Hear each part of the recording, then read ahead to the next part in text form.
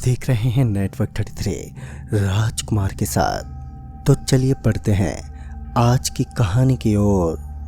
दोस्तों, कहते हैं कि कुछ ऐसी भी काली शक्तियाँ होती हैं जो संभोग की प्यासी होती हैं और उनसे बचकर निकलना तो कतई आसान नहीं होता। ये कहानी है रोहन की, जिसने अपनी इस छोटी सी जिंदगी में काफ़ी उतार चढ़ाव देखे हैं। ये घटना शांतिपुर की है।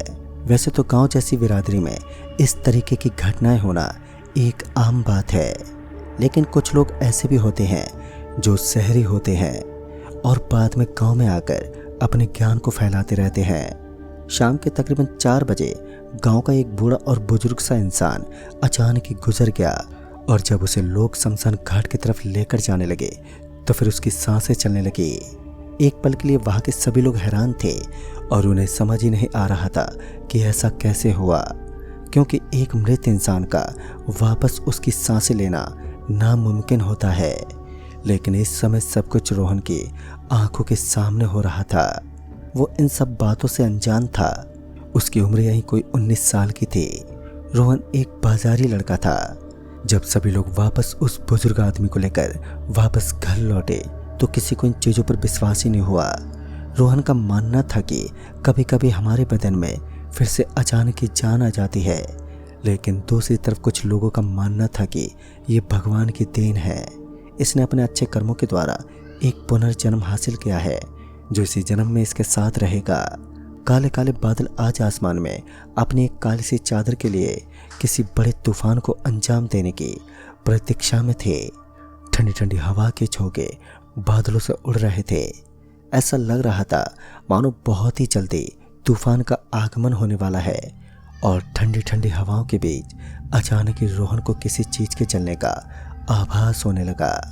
रोहन अपने कदमों को हल्का हल्का पीछे हटाते हुए जब घर के दरवाजे के पास पहुंचा तो उसने देखा कि वहां पर कोई नहीं था। रोहन को लगा कि शायद उसे कोई भ्रम हुआ है। रोहन को इस गांव में पहुंचे आज तकरीबन 10 दिन बीत चुके थे। आज तक उसने इस गांव का माहौल एकदम नॉर्मल देखा था, मगर कुछ गांव वालों ने उसके अंदर दहशत फैलाने की कोशिश की थी। दरअसल कुछ गांव वालों का कहना था कि इस गांव के अंदर एक ऐसी क्रूर और हवस की प्यासी शक्ति विराजमान है जिसकी ताकत के सामने नौजवान युवा घुटने टेक देते हैं।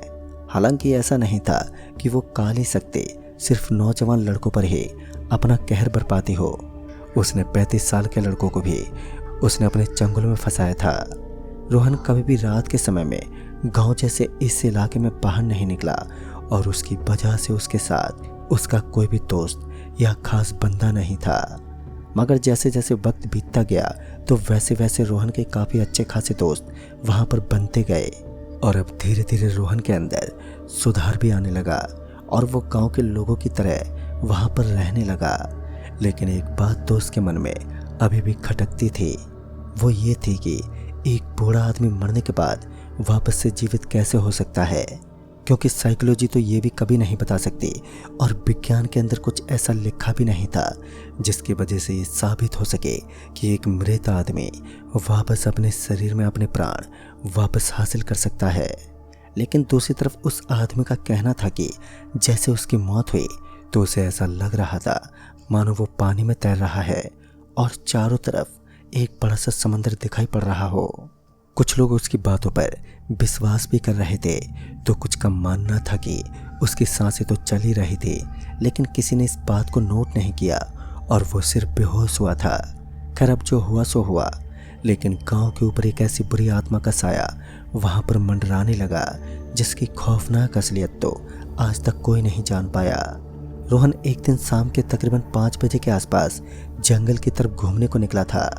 वो अकेला ही जंगल की ओर चल पड़ा। उसके हाथ में पानी की एक बोतल थी, लेकिन जैसे वो अपने कदमों को आगे पटक रहा था तो उसे ऐसा फील हो रहा था कि इस पूरे जंगल के एरिया में सिर्फ उसी की मौजूदगी है, क्योंकि सूखे पत्तों की आवाज़ उसके कानों तक पहुंच रही थी। पहले तो रोहन को लग रहा था कि उसके आसपास किसी की भी मौजूदगी नहीं है, लेकिन तभी उसे ऐसे लगने लगा कि कोई जानवर उसके करीब से बहुत तेज गति से भागता हुआ गुजरा है। रोहन अपनी आंखें फाड़कर इधर उधर देखता रहा, लेकिन सन्नाटे और वीरान जगह के अलावा उसे कुछ भी दिखा नहीं। तभी उसकी नज़र लाल साड़ी पहने एक औरत पर पड़ी क्योंकि वो एक औरत उन पेड़ पौधों के बीच खड़ी थी। ऐसा लग रहा था मानो वो वहां पर कुछ कर रही हो, लेकिन रोहन की आंखें उसे ठीक तरीके से उसे देख पाने में पूरी तरह से नाकाम थी। और उसी दौरान रोहन की नजरें उसके खूबसूरत बदन पर गई तो एक पल के खातिर रोहन के मन में गुदगुदी होने लगी। उसे काफी रोमांटिक फील हो रहा था। वो फटाफट उसके पास पहुंचा तो उसने देखा कि वो औरत दूसरी ओर देखकर किसी की प्रतीक्षा कर रही थी। और अब रोहन का मन पूरी तरीके से बदल चुका था। उसने अपने हाथ को उस औरत की कमर की तरफ बढ़ाना शुरू कर दिया। रोहन अब खुद के कंट्रोल में नहीं था। वो ना चाहते हुए भी अपना हाथ उस औरत के बदन की तरफ बढ़ाता रहा। और इसी बीच रोहन के पाँव में कुछ अटक गया। वो अपने पैर को संभालने लगा तो उसके पैर में एक कांटा चुभा। कांटे को निकालने के बाद जब वो वापस उठा तो उसकी आंखें खुली की खुली रह गईं। दरअसल अब वहां पर कोई भी नहीं था। अब रोहन हैरान के एक समुद्र में डूब चुका था।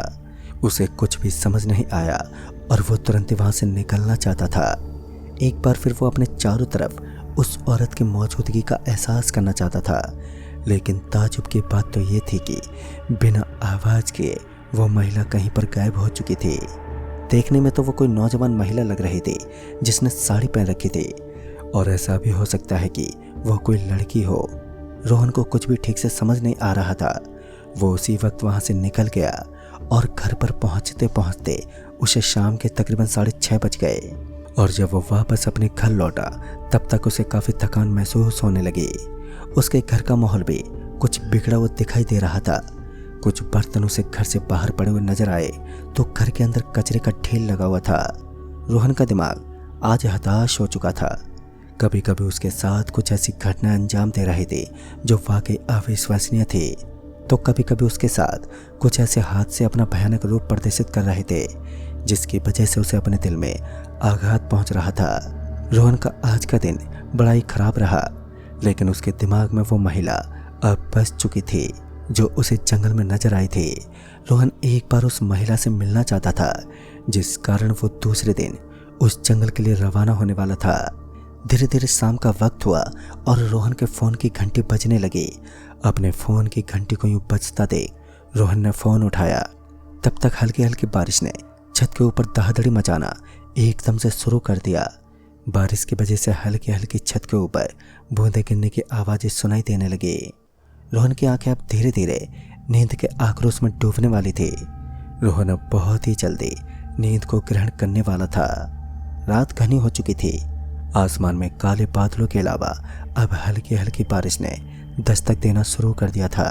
फिर तकरीबन 1 घंटे तक ऐसे ही हल्की हल्की बूंदाबांदी चलती रही, लेकिन बाद में जब बारिश ने अपने आप में थोड़ी रुकावट पैदा की तब जाकर रोहन की आंखों ने चैन की नींद लेना शुरू कर दिया। तकरीबन आधा घंटा रोहन आराम से सोता रहा और उसके बाद उसके दरवाजे पर एक जोर की खटखटाहट हुई।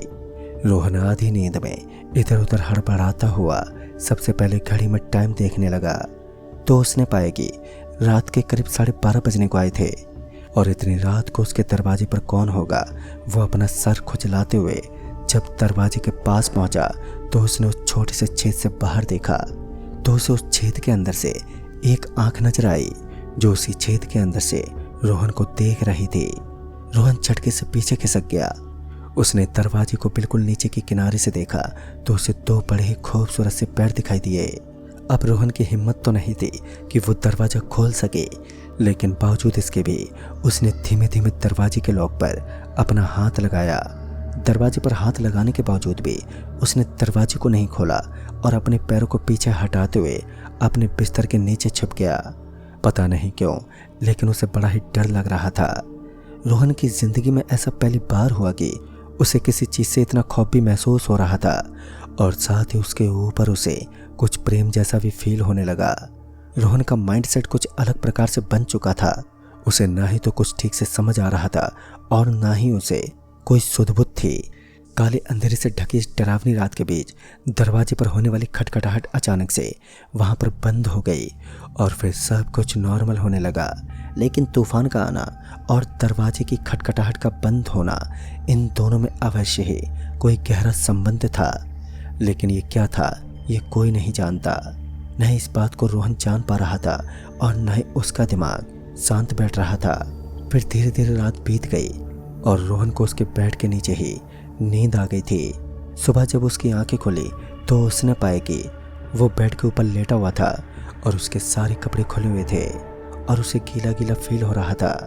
उसने देखा कि उसके बेड की चादर गीली हो चुकी थी, लेकिन कैसे और क्या हुआ ये सब तो अभी भी रोहन के दिमाग से पूरी तरह से बाहर था। रोहन को अपने पेट में दर्द हो रहा था। पता नहीं अचानक से उसके पेट में क्या हो गया और बाद में जब उसने मेडिकल दवाइयाँ ली तो वो ठीक हो गया। लेकिन आज कुछ ऐसा होने वाला था जिसकी रोहन ने कभी कल्पना तक नहीं की थी। अमावस्या की एक रात जो हर बार काली शक्तियों को उनकी ताकत में बढ़ावा देती है, इस रात सिर्फ काली शक्तियां ही हावी रहती हैं। ढलता सूरज और पूर्व दिशा की तरफ से छाने वाला ये हल्का सा अंधेरा आज भय की ऊंचाइयों को लांघने वाला था। आज अंधेरे की ऐसी रात थी जो काफी दिनों के बाद इस गांव के ऊपर मंडराने वाली थी। कहते हैं कि कुदरत का खेल वास्तव में ही अनोखा होता है। जब जब अमावस्या की रात जन्म लेती है तब तक प्रकृति के द्वारा कुछ ऐसी घटनाएं होती हैं जिनका रहस्य जान पाना खुद में ही बेहद मुश्किल काम होता है। रात होते ही सन्नाटे की एक मोटी चादर गांव पर अपना अधिकार जमा चुकी थी। डरावनी आवाजों ने पहले ही दस्तक दे दी थी।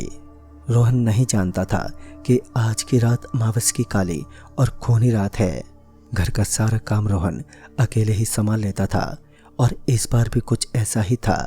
रोहन चुपचाप अपने काम में जुटा हुआ था। तभी दरवाजे पर एक बार फिर दस्तक हुई। इस बार रोहन का दिमाग एकदम नॉर्मल था, जिस कारण उसने तुरंत ही दरवाजा खोल दिया। उसने देखा कि एक खूबसूरत सी दिखने वाली महिला उसके दरवाजे के पास खड़ी थी और उसके बाद रोहन अपनी सुध-बुध खो बैठा और वो उस महिला की बाहों में लिपट गया। उन दोनों के बीच तकरीबन आधे घंटे तक संभोग चलता रहा। बाद में रोहन की दशा खराब होने लगी और जिस कारण रोहन बेहोश होकर वहीं जमीन पर गिर पड़ा। वो महिला अभी भी हवस की प्यासी लग रही थी। इतनी देर तक संभोग होने के बावजूद भी उसका मन नहीं भर पाया। रोहन जोर जोर से चीखते और चिल्लाते हुए वहीं जमीन पर गिर पड़ा और जब पड़ोसी लोगों ने रोहन की इस दशा को देखा तो उन्होंने उसे जल्दी से एक अस्पताल में भर्ती करवाया। डॉक्टरों का कहना था कि रोहन के प्राइवेट पार्ट पर काफ़ी आघात पहुंचा है, जिस कारण वो पेनफुल हो चुका है। लेकिन 10 दिन के इलाज के बाद वो पहले की तरह एकदम नॉर्मल हो गया। दोस्तों, आज रोहन एक नॉर्मल जिंदगी जी रहा है, लेकिन शारीरिक रूप से काफ़ी फिट लड़का था, जिस कारण वो अभी तक जिंदा है। वरना कुछ लोगों का कहना है कि जिसने भी उस स्त्री के साथ संभोग किया था उस इंसान को मौत का मुंह देखना पड़ा। खैर, अच्छी बात तो ये थी कि रोहन एक खानदानी और रईस परिवार का लड़का होने के नाते अपनी अच्छी रकम से अपनी जान बचा पाया। तो दोस्तों, इस कहानी में बस इतना ही। तब तक के लिए बाय एंड टेक केयर।